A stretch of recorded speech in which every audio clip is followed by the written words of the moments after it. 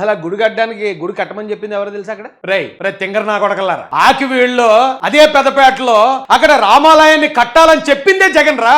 జగన్ చెప్పాడు అక్కడ రామాలయం దుస్థితిలో ఉంది, అక్కడ రామాలయాన్ని ఎవడ పట్టించుకోవట్లేదు, అక్కడ రామాలయం కట్టాలని. ఇదిగో సాక్షి పేపర్. రామయ్య ఇటు చూడవయ్యా, భీమవరం ఉండి పశ్చిమ గోదావరి సాక్షి. స్థానిక పెద్దపేటలో శిథిలమైపోయిన కోదండ రామాలయం, శ్రీరాముడికే నిలువు నీడ కరువు, శిథిలావస్థలో రామాలయం. రామాలయాలు ప్రతి చోట ప్రత్యక్షం అవుతున్నాయి. సనాతన ధర్మాన్ని కాపాడుతున్నాం అన్నవారు ఇటువంటి ఆలయాలను పట్టించుకోకపోవడం బాధాకరమని పలువురు వ్యాఖ్యానిస్తున్నారు. అంటే పవన్ కళ్యాణ్ గారికి వేశారు. ఆయన సనాతన ధర్మం అన్నాడు కదా, మరి ఇక్కడ ఎందుకు కట్టడు? దా వచ్చి కట్టు. ఎక్కడ? స్థానిక పెద్దపేట దళితపేటలో రామాలయం కట్టాలని చెప్పింది వైసీపీ, రామాలయం కట్టి తీరాలని చెప్పింది వైసీపీ. ఎందుకురా గొడవలు చెప్పేసుకుంటున్నారు? ఎందుకురా అక్కడ మొత్తం జరిగిపోయింది, మా మీదకి ఏదో వచ్చేస్తుంది, రఘురామరాజు గారు, కూటమి ప్రభుత్వం, ఎందుకు ఇది ఏడుపు? ఎందుకురా? జనారణ్యంలో ఉన్న ఆలయం దండకారణ్యాన్ని తలపిస్తుందని పలువురు భక్తులు వాపోతున్నారు. అంటే అక్కడ భక్తులు ఉన్నారు, శ్రీరాముడి భక్తులు అక్కడ ఉన్నారు.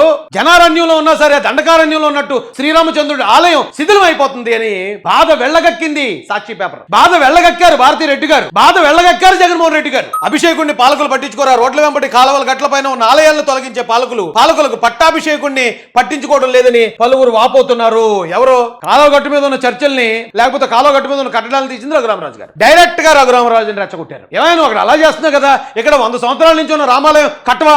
అక్కడ దళితులందరూ వ్యర్థాలు పడుతున్నారు, పట్టుకెళ్ళి అక్కడ అని సాక్షి పేపరు, భారతి రెడ్డి గారి పేపరు, జగన్ రెడ్డి గారి పేపరు RRR గారిని రెచ్చగొట్టింది. తెలుసుకోండిరా.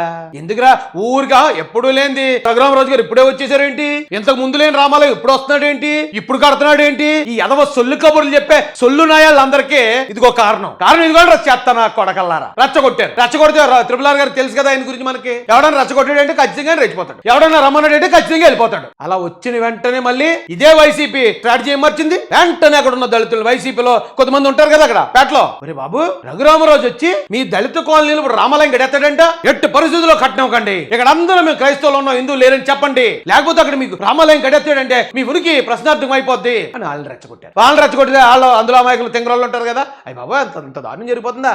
అయ్యి బాబా అసలు అడ్డుకోలేండి అయితేనే. ఎలాగే జగన్ గారు కూడా మాకు సపోర్ట్ ఉన్నారు, ఆయన వచ్చి రావడంతో రఘురామరాజుని కట్టడానికి వీల్లేదంటే మేము అందరూ క్రైస్తవులు అండి అంటే వీడియో క్లిప్ రెడీ. రెచ్చగొట్టింది వైసీపీయే. గుడి కట్టాలి అక్కడని. గుడి కడుతుంటే లేదు గుడి కట్టనివ్వకుండా అడ్డుకోండి అని చెప్పింది వైసీపీయే. దానికోసం వచ్చి రఘురామరాజు గారి మీద దాడి చేయించింది వైసీపీయే. కానీ ఇప్పుడు బ్యాడ్ నేమ్ ఎవరికి వస్తుందండి? జగన్ కి వస్తుందా? జగన్ ఎవడన్నా ఒక్కడన్నా తిడుతున్నాడా? వైసీపీ వాళ్ళు ఒక్కడన్నా తిడుతున్నాడా? లేకపోతే జగన్ గారి కులాన్ని ఎవరైనా తిడుతున్నారా? వైసీపీలో ఎంతో మంది ఎన్నో కులాల పెద్ద పెద్ద నాయకులు, పెద్ద పెద్ద పదవులు చేసిన వాళ్ళు ఉన్నారు. వీళ్ళకి దరిద్రులకి ఒకటి కూడా రాదు, పదవి రాదు, ఏదో సరైన ఇది రాదు. కానీ గొడవ ఉందంటే ముందుండేది దెబ్బలు తినేది వీళ్ళు, రప్ప అంటూ జైలుకి పోయేది వీళ్ళు. ఇప్పుడు కూడా ఈ గొడవలో కూడా 57 మంది అమాయకులు పోంటారు జైలుకి.